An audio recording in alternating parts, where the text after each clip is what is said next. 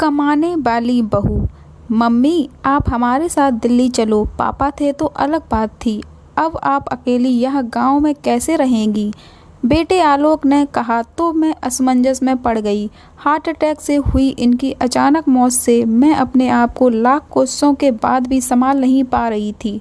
12 दिन हो जाने से सभी मेहमान चले गए थे। बेटा आलोक और बहू राखी दोनों की इंजीनियर हैं। मेरी सहेलियों ने मुझसे कहा कि बेटे बहू के पास रहने नहीं जाना, क्योंकि कमाने वाली बहू को बुजुर्ग सास बिल्कुल अच्छी नहीं लगेगी।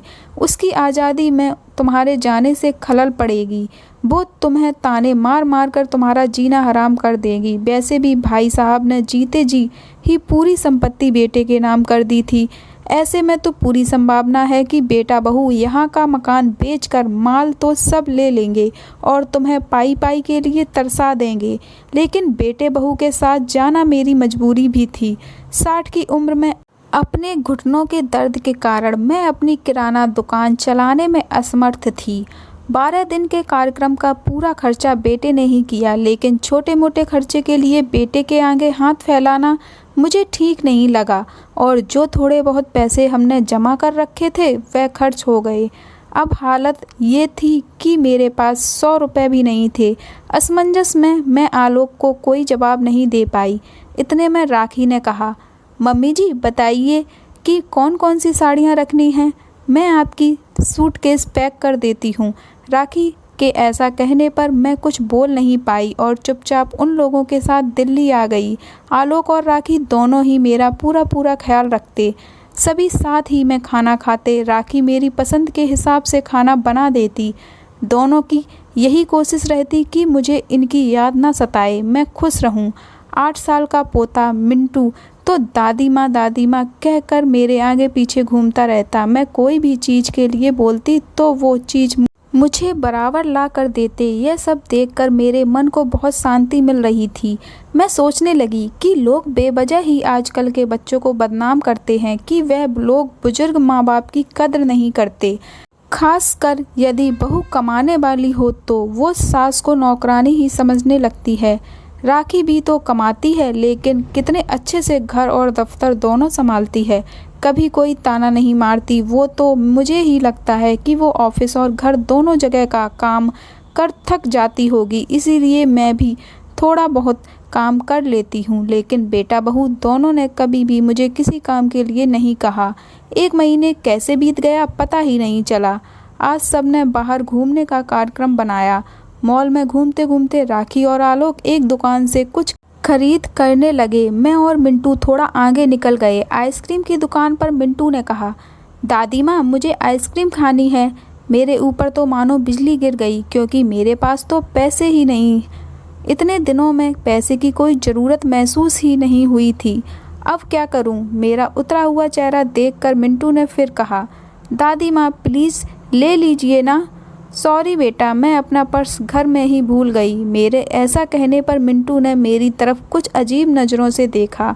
उसे लगा कि आइसक्रीम ना दिलाना पड़े इसलिए मैं बहाना मार रही हूँ, लेकिन मैं कर भी क्या सकती थी। मुझे अपनी बेबसी पर रोना आने लगा। मैं कैसी दादी हूँ कि अपने पोते को आइसक्रीम भी नहीं दिला सकती। इनके जाने के बाद पहली बार मैं अपने आप को बहुत ही असहाय महसूस कर रही थी।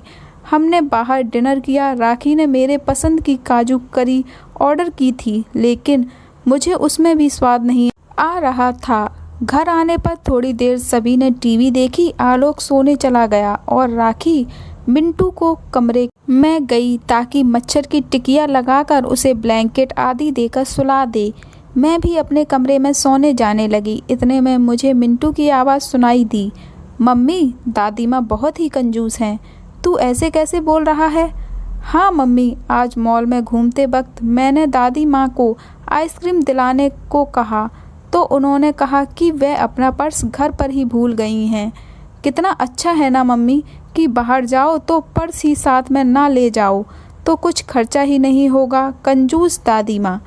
ये क्या मिंटू, दादी माँ के लिए ऐसा बोलते वक्त तुम्हें जरा भी विचार नहीं आया? क्या तुम उनके दुख को समझ सकते हो कि वो फ़िलहाल कितने दुख में हैं? दादी माँ को क्या दुख है बेटा?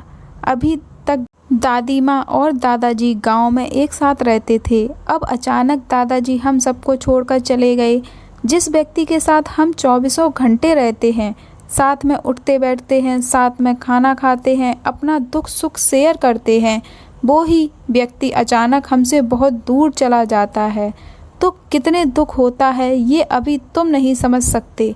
सोचो, अचानक तुम्हारे मम्मी पापा तुमसे बहुत दूर चले जाएं, इतनी दूर कि कभी वापस ना आए, तो क्या तुम्हें दुख नहीं होगा? नहीं मम्मी, मैं आप लोगों के बिना नहीं रह सकता। बेटा, फिर सोचो दादी माँ दादाजी के बिना कैसे रह रही होंगी। ऐसी स्थिति में यदि वो अपना पर्स घर में भूल गई तो तुमने उन्हें कंजूस तक कह दिया। तुम्हें तुम्हारे प्रति उनका प्यार नहीं दिखा। जब भी तुम्हें स्कूल से आने में 5-10 मिनट भी देरी हो जाती है तो वो लगातार बालकनी में खड़े होकर तुम्हारा रास्ता देखती रहती हैं।